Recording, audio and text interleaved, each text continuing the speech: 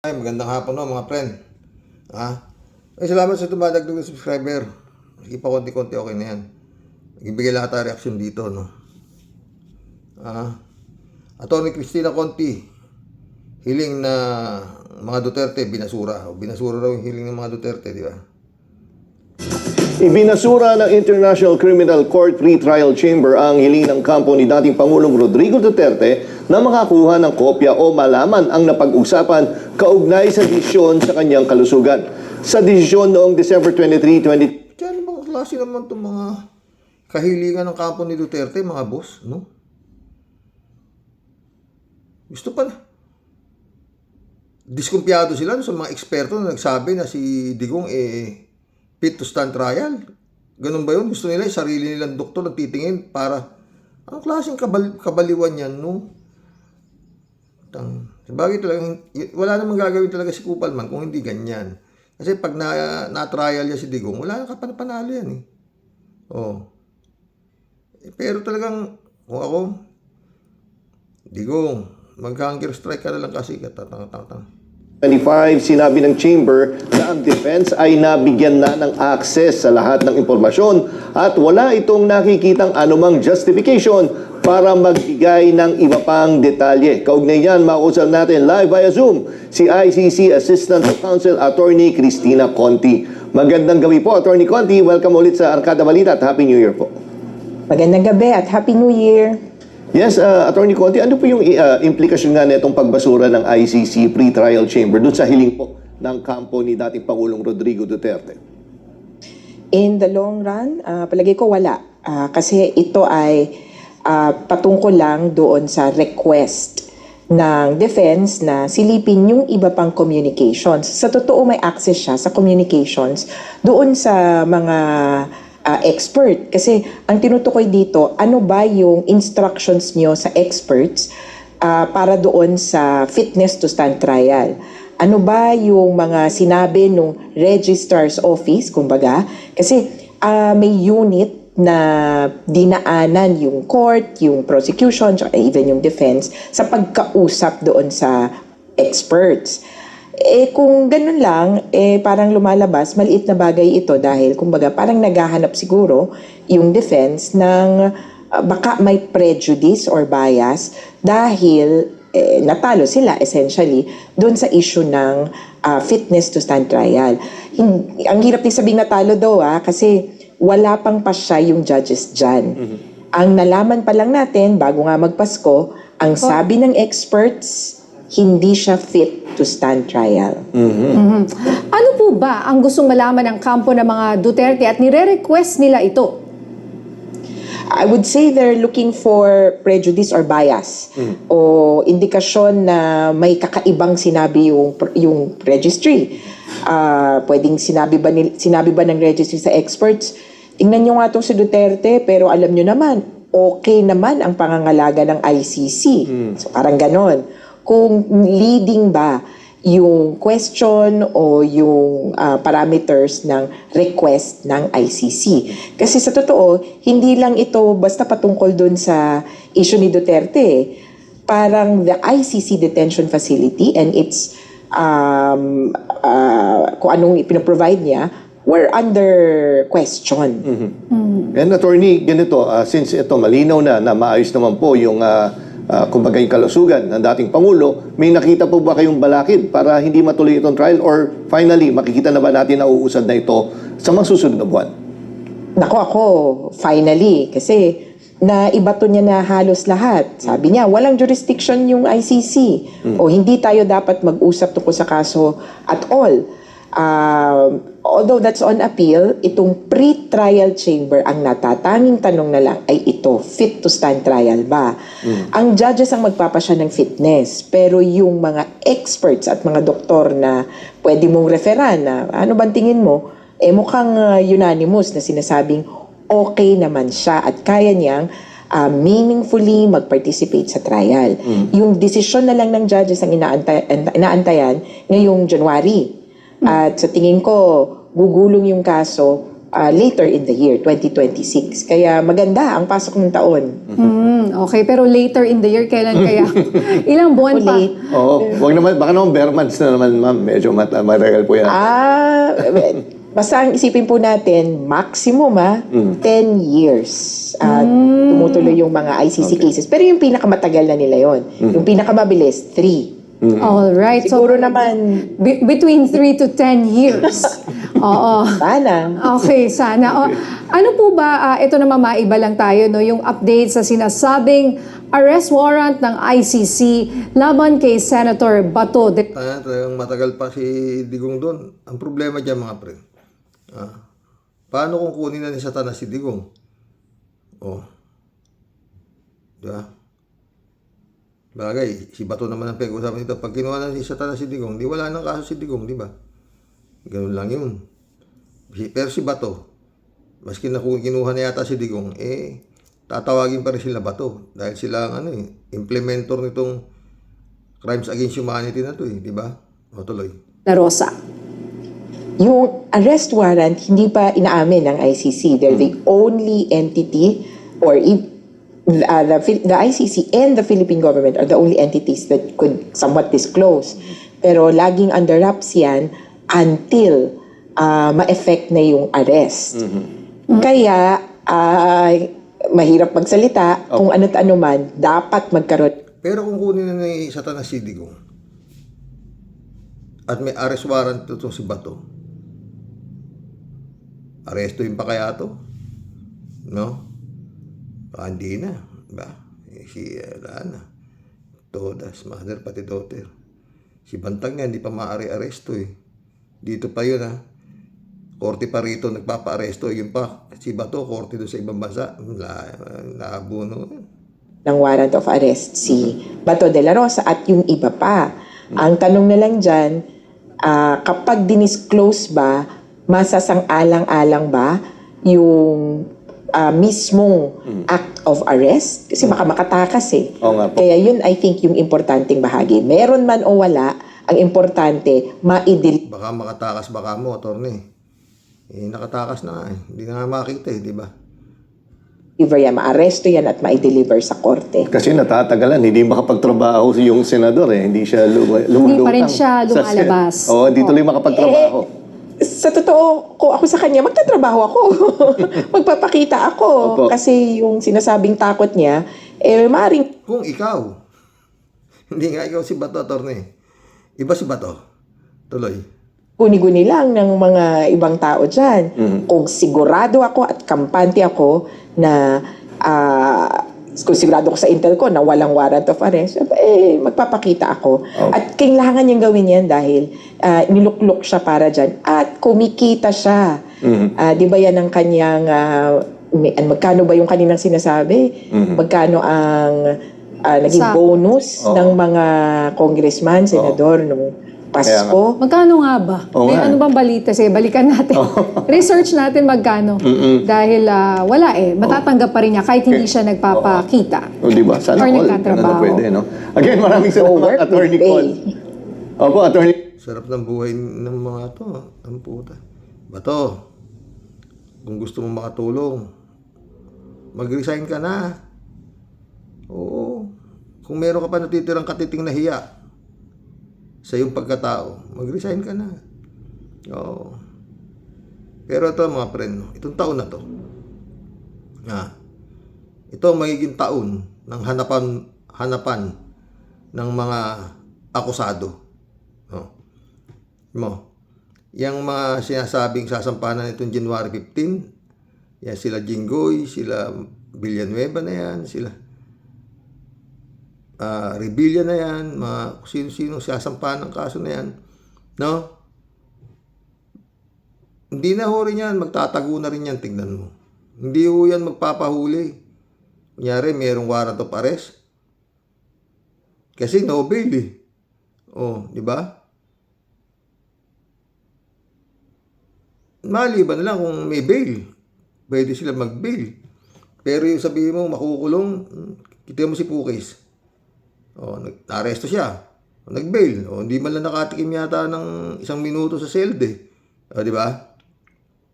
Tsaka mga pre, maano to, dito masusubok talaga kung ano nga meron na itong ating mga kapulisan, no? Si Digong lang, kung hindi lang nasurpresa si Digong, hindi nila ma-arrest kung nakabalik sa Davao si Digong, hindi na nila yun makuhuli. Oo, hindi na. Hindi na talaga, talagang nasurpresa si Digong eh. Yun lang naman yun eh. Pero kung nakaalpas si Digong doon, wala na, hindi nila mahuhuli yun. Oo. Si Digong mahuhuli. Si Bantag nga, hindi mahuli-huli. Oh. Eto pa, marami to. Ako, itong taon na to. Taon ng hanapan to. Oh, sa dami ng mga pera niyan. Oh, si Bantag nga, hindi mahuli-huli. Oh, si Bato pa. Dating PMP chief yan, di ba? Oh, sino pa? Si Atong Ang. Oh, mahuli ba nila yan? Ano lang talaga yan? Pag nagtago, dapat pag nagtago, yung mga ari-arian nila, kumpiskay na. Ganun lang. Wala na ho yan, mga boss. Hanap ang katakot-takot ito. Oo. Kung kaya nila kumpiskayin yung mga kayamanan ng mga yan, di ba? Wala. Si Bantag nga, hindi yata nakumpiskay yung kayamanan ni Bantag eh. Di ba? Katagal-tagal nang wala ni Bantag. Wala. Di ba? Karaming kayamanan, mga mansyon, mga kung ano-anong sasakyan ni Bantag, may nakakuha na ba? Di ba? Hindi yung ganun yan. Mag-aantay na lang yan na magpalit ang gobyerno. Pero yung mahuli nila yan, labo yan, mga pre. Bantag nga nagpalit na yung gobyerno eh. Di ba? Hindi pa mahuli-huli.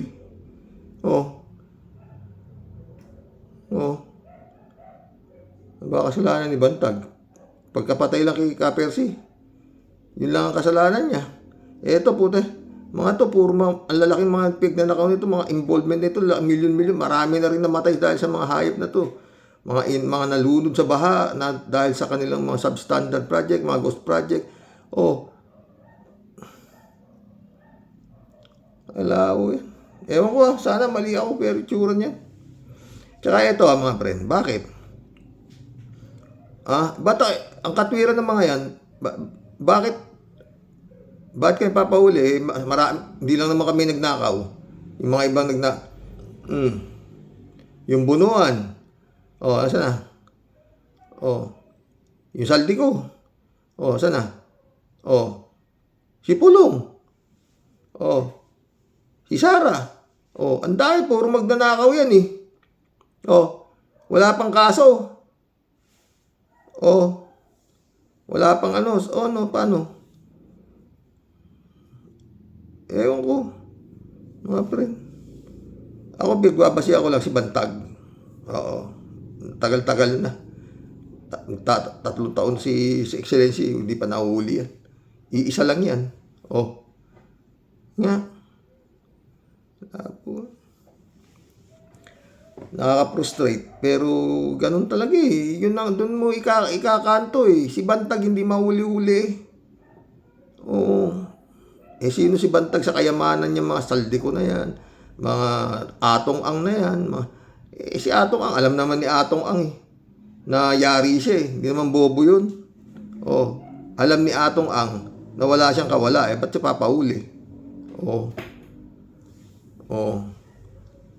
Di ba? Maski ang mga senador na yan, alam naman nila na malamang sa alamang magkakaroon ng probable cause. At pag nagkaroon ng probable cause, warrant of arrest na kakasunod. Di ba? Hearing katakot-takot yan. Kasi warrant of arrest, hindi pa naman sila convicted eh. Probable cause pa lang. Di ba?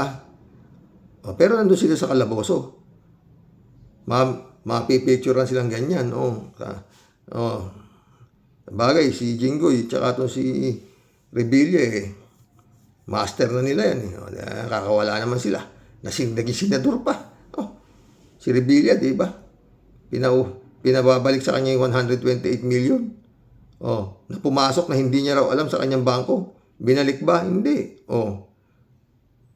May nangyari ba? Wala. Naging senador pa. Nakatakbo pa ulit. Natalo nga lang. Wala akong nakakalungkot, no? Talagang para sa mahirap lang yata ang batas eh. Pagdating sa mga may pera, puti, wala eh.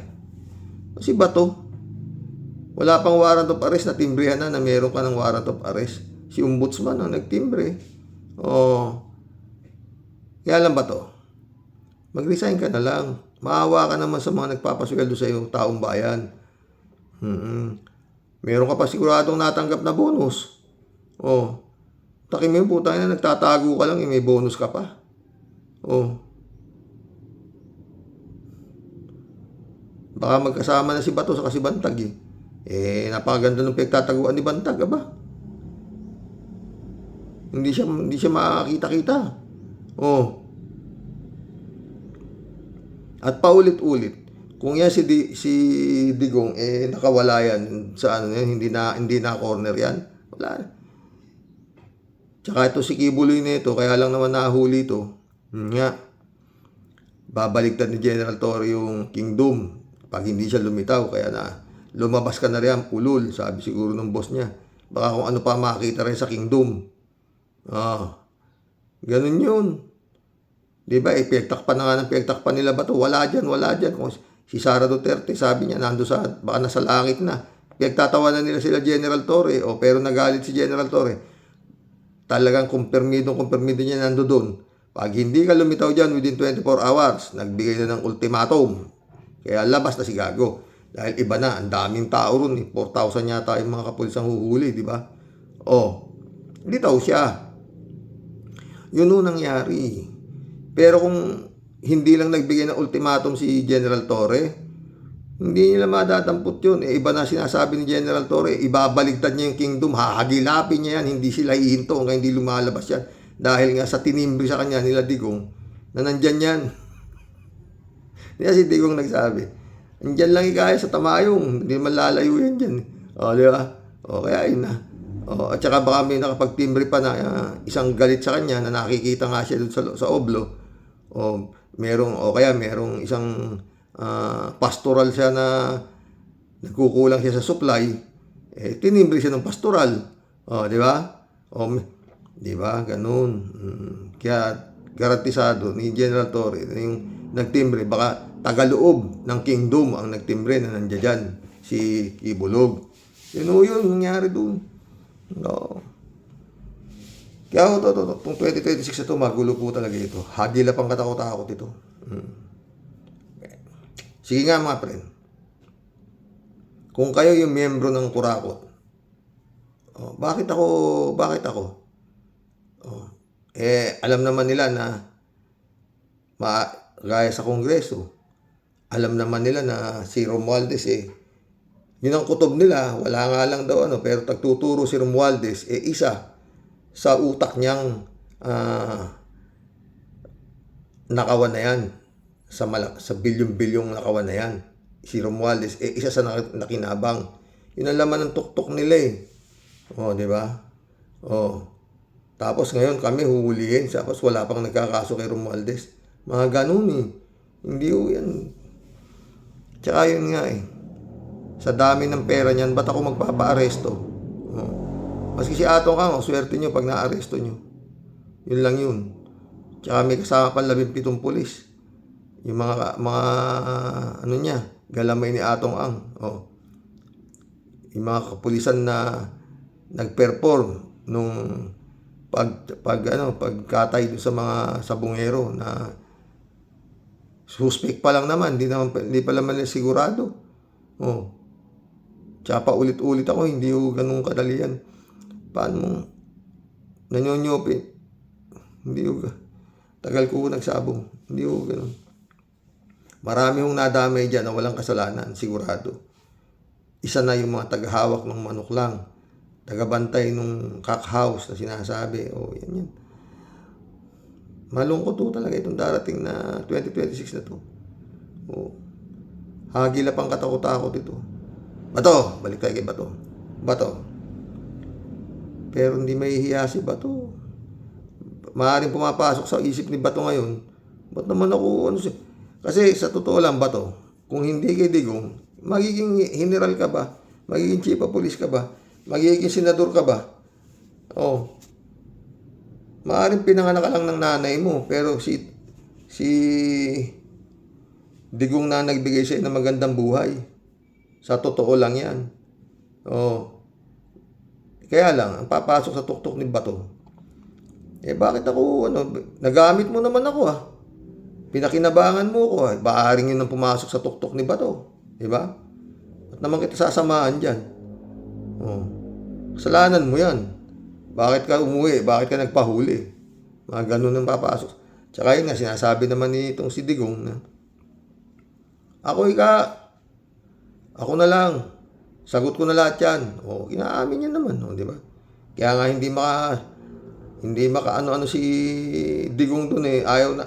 Ang lahat ginagawa ni Kupalman para mapigil yung confirmation of charges sa kanya. O, di ba? Pero kaya niya. Yun lang gawin mo dyan, Digong. Pituwar ka, sabi mo, hindi ayoko na humarap. O, mapipilit ka ba kung ayaw kang humarap? Pepersahin ka ba ng ICC na buhatin sa selda mo kung ayaw mong humarap sa korte? O, di ba? Basta ayoko na. I will not, walang jurisdiction kayo sa akin. Yun, tapos na. Basta yun ang ano ko. Bahala na kayo. Total, dati mo naman sinasabi, Digong, na ibitayin niyo na ako. Kung anong gusto niyo gawin sa akin, nasa sa inyo na yan. Yun lang yun. Parati naman sinasabi niya, di ba? I will hang myself. I will rotten in jail. Ba't ka paharap, tanga? Di, gano'n na lang. Sayo ko. Yun ang ididiin mo, Digong. Wala kayong jurisdiction. Yun lang yun. Di ba? Ito, isingit natin to. Itong si Sayad. Ito yung sinasabi ko. Siguro napanood nyo na to Kapal talaga ng mukha nito. Wala pa nga nagagawa. Ano pa lang niya sa DepEd. Kaka-appoint pa lang sa kanya ni PBBM sa DepEd ito sitwasyon na to kinakausap niya na yung mga kongreso. Nabigyan siya ng 100 bilyon. Pakinggan nyo If you give me 100 billion, I will solve all the problems of basic education. And that is what I want to reiterate as well to Congress and the House of Representatives. If you give us, the people here sitting in front of you, 100 billion, we will be able to solve the problem in 6 years. Thank you. Hello. Speech. If you give me 100 billion, I will solve all the problems of basic education. And that is what I want to reiterate as well to... Kapal ng mukha, 100 bilyon ang hinihingi ng puta. Tatapusin niya raw lahat ng problema sa education sa loob ng 6 na taon. Anak ng puta, Grabe, Gusto niya na agad kunin yung share niya sa gobyerno ni Marcos.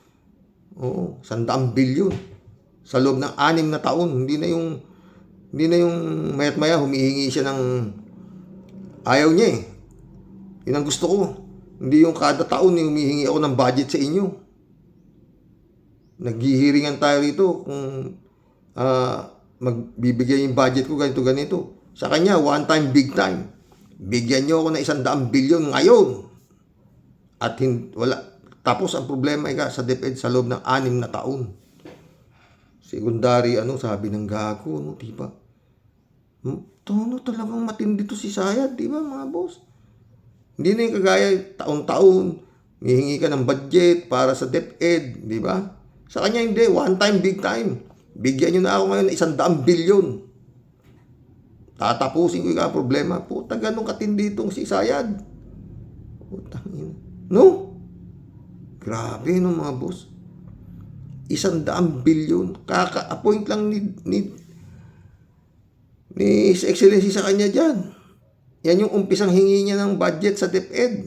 Yan ang kauna-unahang hingi niya ng budget sa DepEd. 100 bilyon. Para hindi na tayo taon-taon nagpapaliwanag ako kung saan ko dinala yung pera. Basta 100 bilyon. Tatapusin ko lahat ng problema. Putang ina. Diba? Ganong katindi yan. Magiging presidente na yan, Tangina. Ay nako mga boss. Paulit-ulit. Pag ito nakatakbo, oh, tapos ang Pilipinas. Saka yung topic natin kahapon na ipapatawag siya sa Kongreso para igisa. Hindi, tignan mo. Malapit naman ni Pebrero, di ba? Yung impeachment na kailangan niyang humarap, di ba? Kasi nung nakaraan, yung impeachment, wala nang tanong-tanong kasi nga more than 1/3 ang naging boto kaya diretso na sa Senado. Hindi na kinestyon sa Kongreso. Basta yun, nandun na yung articles of impeachment. Dapat siya, inimpeach na namin siya dito. Bahala na kayo mga senador dito. Wala nang tanungan doon, di ba? Ngayon, hindi raw, sabi ni Atty. Enzo. Magkatanongin siya kung igigisa siya sa Kongreso. Hindi ho yan mangyayari. Sana mali yung bolang pundido ko, ha? Mag-collab na tayo, mga boss. Wala. NBI nga, hindi nga sinipot eh. Di ba, paulit-ulit, kinasuhan na siya tuloy ng NBI. Wala rin, di ba? Disbarment case, wala rin. Di ba? Tapos itong hearing sa Senado na to, hindi pumunta sa Kongreso para tungkol sa budget niya dito sa 2026. Hindi rin pumunta. Pero nagsabi siya, nabigyan niyo ako ng 2 billion. Pero sabi lang niya yun. Pero hindi naman niya kung saan niya, anong gagawin niya sa ganung kalaking pera. Kaya nangyari, ginawa ng Kongreso, kung ano yung budget niya noong 2025, yun din na magiging budget niya sa 2026. Same. Hindi pa nga binawasan eh. Pero sabi nga ni Sayad maski wag niyo na ako bigyan eh. Kaya tumakbo kang Office of the Vice President eh. Maski wala ka. Hindi niyo ako bigyan eh. Pero pumunta sa Senado, di ba? Pagdating sa Senado, tayuan yung mga senador eh. Isa, muntik pamata pa sa pagsalubong. Tinaas pa yung sinabing budget. Dinagdagan na mahigit 100 milyon. Wala. Ay, hirap po yan. Ewan ko. Sana mali ako. Alam tayo. Saka yung yan ng mga senador na sinasabi na sasampahan na sa January 15. Baka ito, magkakaroon ng warrant of arrest. Wala yan. Sana mali ako. Taguan pong yan.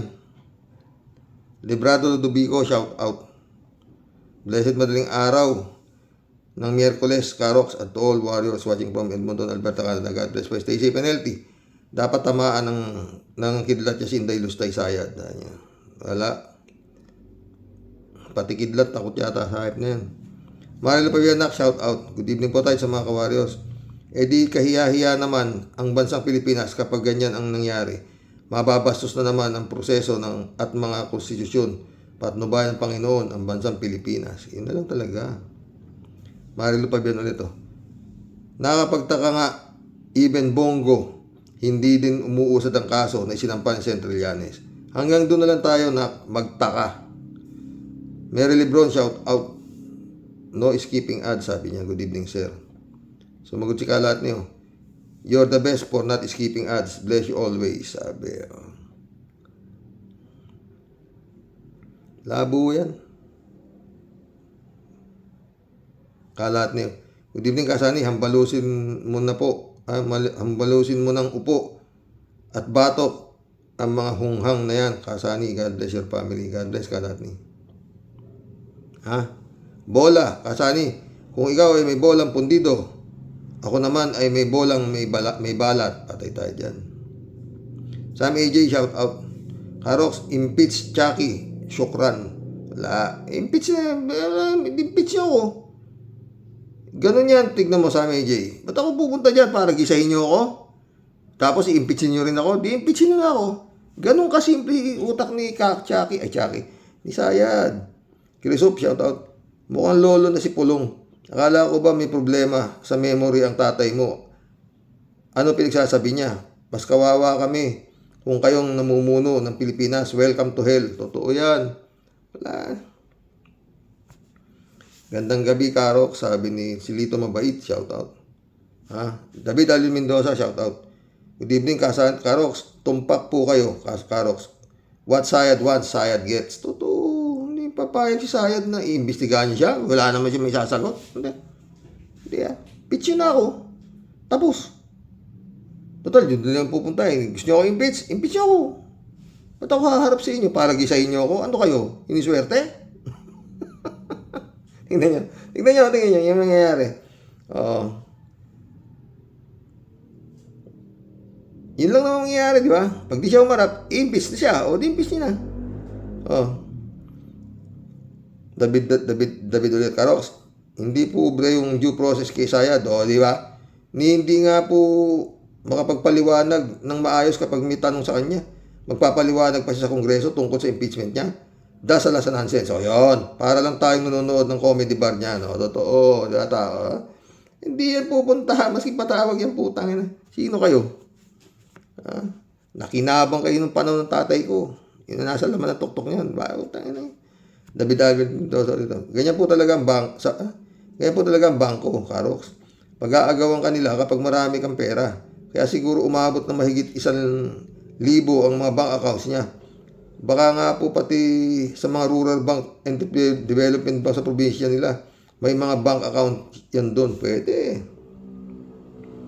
Baka kanya pa yung bangko. Mga rural bank sa, diba?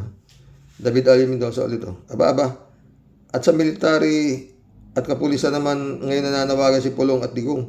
Wala na yung mga tinapalan nyo ng pera noon. Puro retired, retired na pala, di ba? Hindi, si Pokes, dito si Pokes. Dapat yung mga retired general na yan, hanapin nyo yung sali niya, siguradong po tayo ng mga multi-billionaire yan. Lalo sila Pokes, David Ali Mendoza. Lahat ng mga matataas na rango, general mga kung ano-ano, pinaglalagay ni Digong sa mga juicy position nung panahon niya, di ba? Walang kudita. David Ulet Carox, magkaibigan pala si Tupacio at si Katok Estegadon. Di kaya magkaklase yan na sa kursong abogasya? Kasi halos pareho sila ng style. Kung walang kliyente, ay talo naman lahat ng mga kaso nila. Nadisbar pa ito si Gadon, baka kaming sunod din si Tupacio. Hindi siguro, iglesia eh. Nakasing iglesia eh. David Ali Mendoza ulit Michael Edwin Mike, shout out my friend. Jun Lagon, Pastor, shout out. Sabi ni David, Karox, balik po tayo kay Sabit Chingson. Malang po ay Mike Cervera, vlog. Malamang po ay nasulsulan ng mga chipay niya yan, si Sabit. Kasi nga po, ay todo suporta pala niya nung panahon ng kampanya kay BBM. Pinapagamit pa daw yung mga helicopter niya sa mga malalayong kampanya ni BBM. Tapos ngayon, ay itsapuera na siya sa administrasyon ni BBM. May bali-bali pong yung Metro Walk sa Pasig ay balak kunin ng mga Araneta, kaya di nila nire-review kay Sabit. Nirenew kay Sabit, di ba? Lahat may katapusan, friend eh. John Dimango, my friend, shout out. Friend, typical na narcissist tulad ng kanyang ama na emisary ni Satan. This wicked Duterte family is above the law and they are not subservient to anyone. Kaya napakahirap unawain na ang mga umiidolo sa mga yan kahit na edukado ay nagiging bobo. Mayroon kayang black spell na isinabog sa Diablo City. Diablo City ba? Kala ko Davao City. Na nag-spill over sa buong Mindanao at unti-unting crawled over the Visayas and Luzon para maging manhid ng utak. Pera yan, Jan Damango. Lantad na ang pagkasaltik ng pagkatao, pero ang mga DD shit ay gawan ng ribulto sa kanilang bakuran at luhuran. Sira na talaga ang moralidad ng mga umiidolo sa demonyo, sa demonyong pamilya.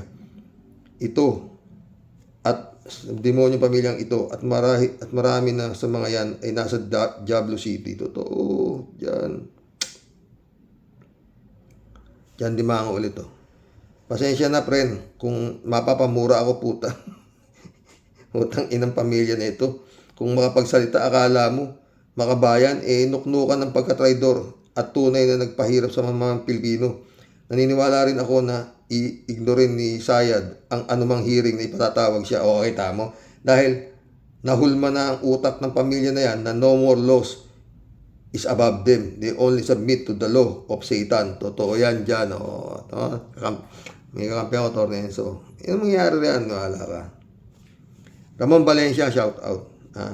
Bossing, yung gumulpi kay Bong Navarro, si Tupacio din ang abogado nila. Kaya ayun, nakakalaboso yung grupo. Oo nga, si Tupacio nga rin pala abogado nun, no? Friend Shervin Sapeda, shout out. July 7, Alcantara, Christiansen. Annalisa Apolinar, shout out sa inyo mga friend. Sabi Tia Delio, bumabati po at nagpupugay ng may ngiti sa Sir Rox sa buong Team Rocky Warriors the Great. Masasabi ko po sa topic mo po today, Sir Rox, nako wag na po tayong umasa na yung si Madam Pushit Sayad susulpot po sa at susulpot po ang itim na kaluluwa para magpaimbestiga sa malulupit na pong kaaway sa Kongreso, Sir Rox. Di ba? Alam na alam po ng lahat ang karakas at likaw ng bituka ni Madam Tuliling.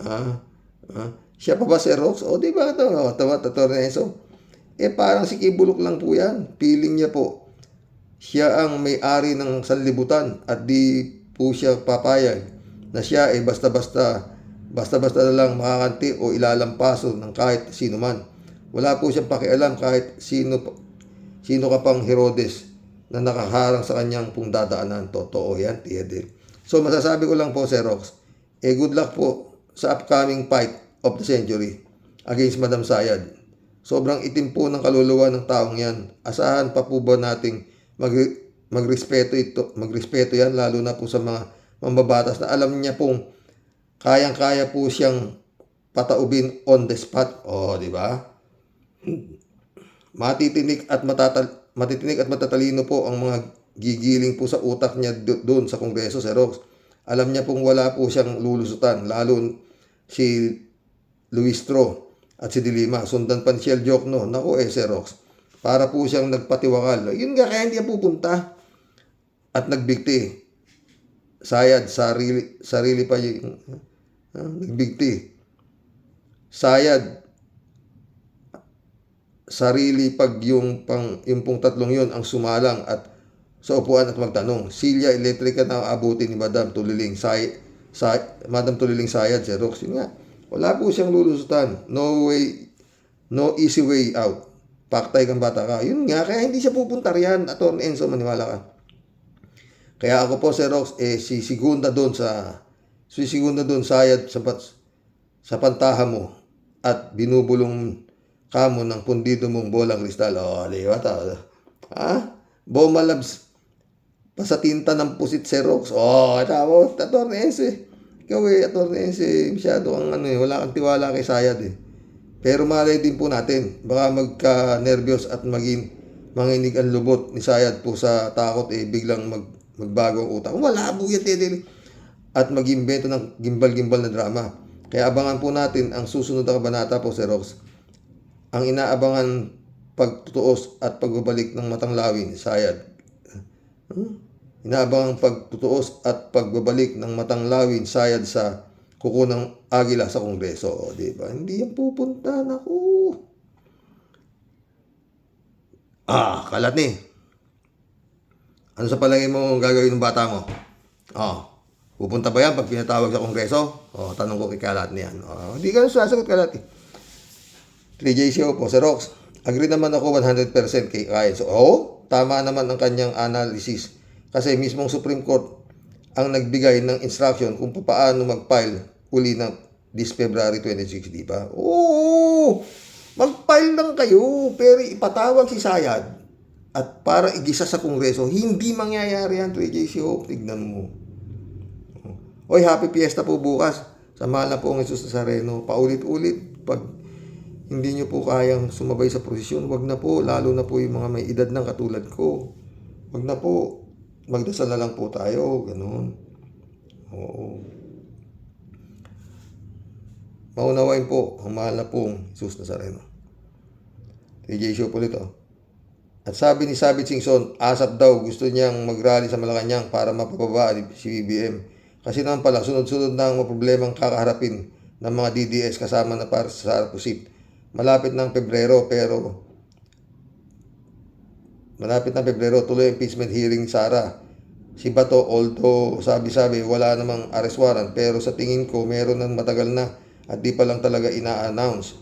Ano hindi ina-announce? In-announce na nga ni Rimulya na meron na. Tago ka na, sabit ka ha. Wala na akong magagawa, sabi siguro ni Boying. Lumitaw ko eh. Sabi ko na nga meron eh. Baka, bakit mo sinasabing may warrant of arrest? Wala naman. Di ba?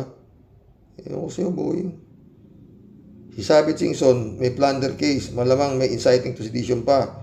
Yung property pa niya na matatamaan sa subway, si Bongo, di pa rin naman niyang ligtas. Si Villanueva, Jinggoy, Rubilla, malamang sa alamang makakasuhan na rin. Kaya itong si Sabit talagang nagmamadali na na makapaghintay sa 2028 kumbaga. It's now or never. Tama yan. 3J Show.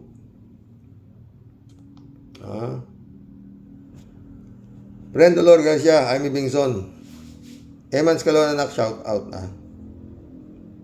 3J Show ulit to. Alam mo, Sir Rox, sinasabi ko naman sa'yo, kahit saan tamakbak ang datong mo, kung wala kang power, mahirap. Money and power has to go hand in hand.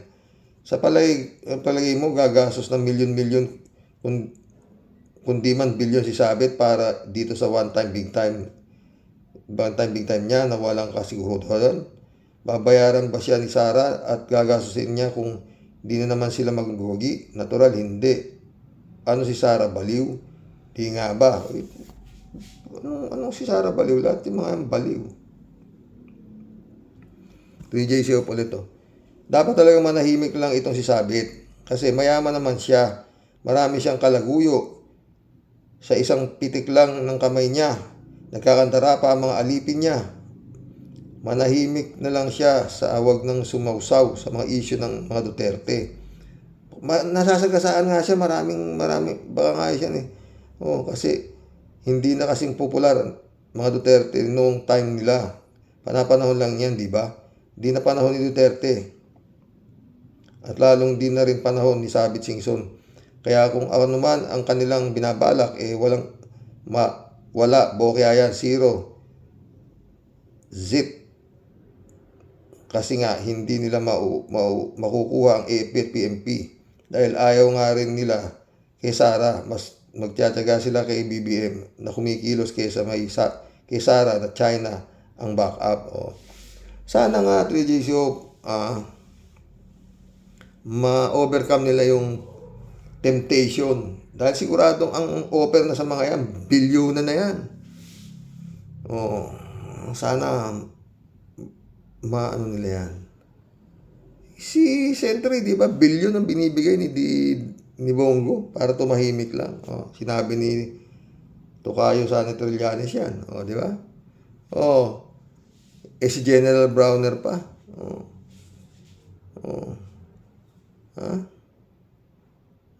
Kayang-kaya naman silang bigyan. 3 bilyon sa'yo, General Browner. Bumaliktad ka na. Sana hindi. Kapakanan ng tao. Kalat niyo. Ano ba naman, Kasani? Bakit naman hindi mo itutuloy ang live stream mo? Hindi na, may napindot lang ako doon. Friend, Kalat niyo, hindi ako magla-live stream talaga doon. Nagulat nga ako, may live stream siguro mahigit na 2 taon kang walang live stream. Yun nga eh. Live chat ako doon pero wala namang tao hanggang maputol na lang. Hopefully matuloy ng live stream mo next time. Labo eh. Pilitin ko, friend. Kasi paputol-putol ako eh. Hindi kagaya ng hindi ako naka-live. Naipopost ko pag live. Hindi ko alam eh. Nung panahon ni Kulaong. Yun. Shirley J. Zero, shout out. Pag ang Diyos ang humusga sa mga taong halang ang kaluluwa, Karox, walang imposible. Yun lang. Kaya tatandaan ko yung sinabi niya ni Atty. Enzo. Malay natin. Makasuhan na nga yung isa na salot ng bayan. Sana nga, Shirley, pero Magkaso kayo, hanapin nyo sila. Sumagot si Kalatni, tama, sabi niya. Hanapin nyo, yun lang yun. Hindi yan papauli. Daming kwarta, bilyon-bilyon na, halos bilyonary na lahat mga yan. Maski yung Guardiola, baka hindi na rin mahuli yan. O, di ba? Ay, mission accomplished mga boss. Oo. Hanggang bukas pumuli. Ewan ko kung makakahirit ako ng isang vlog mamayang gabi. Oo. God bless po, God bless. Yan ang ano ko. Itong darating na, itong 2026 na to, hanapang katakot-takot ito. Oo. At yun nga, si Bato, malabo na makita yan. Hindi ganun siya, naku. Kaya ligtas si Kimo.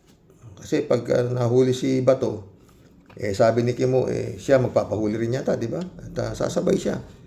Dahil sabi niya, isa rin daw siya sa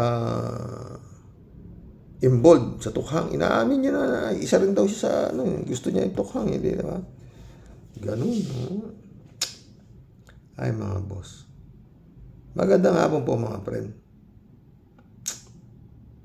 Lungkot ako. Oo. Yan ang mangyayari riyan. Hanapan yan. Oo.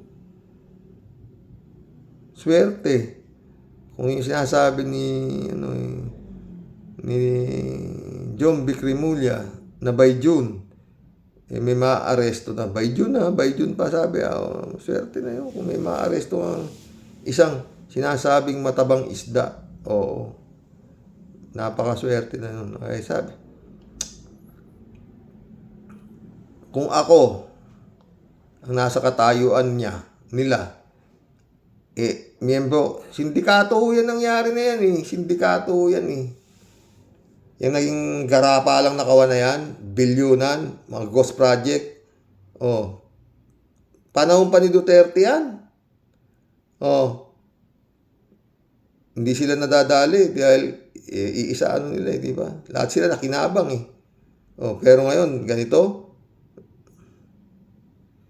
alam nila yan. Bakit kami? Bakit si ganun? Bakit? Turuan ho yan. Tignan nyo. Magandang hapon po mga boss. Sana mali ako. Pero yun ho, pakiramdam namin nila Tia Deli, nila Jan Dimango, at marami pang alam nga naman si Kalatni, hindi ganyan ang pakiramdam, di ba? Magandang hapon po.